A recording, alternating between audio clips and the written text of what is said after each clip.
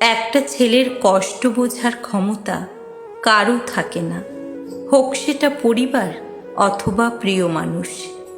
কারণ সমাজ তাকে ছোটবেলা থেকেই শিখিয়েছে কাঁদা মেয়েদের কাজ, ছেলে কাঁদলে দুর্বল হয়ে যায়।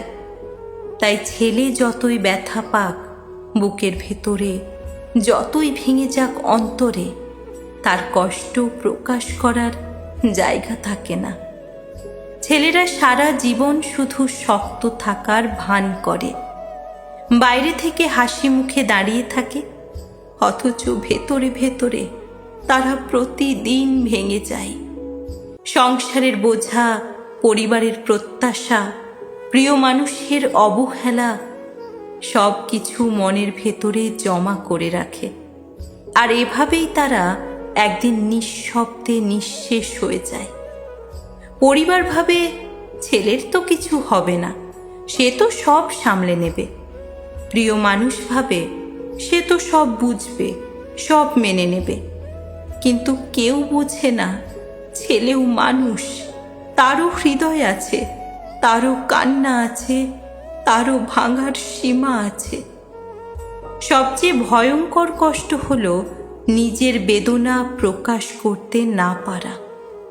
যখন বুকের ভেতরের চিৎকার কারো কানে পৌঁছায় না, যখন অশ্রু ঝরলেও কেউ দেখে না, তখনই ছেলেরা মানসিকভাবে ধ্বংস হয়ে যায়।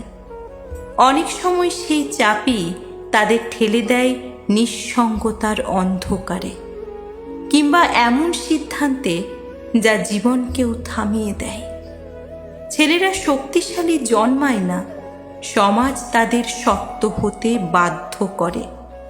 অথচ কেউ জানে না শক্ত মুখোশের আড়ালে তার বুকটা কতটা ক্ষত বিক্ষত।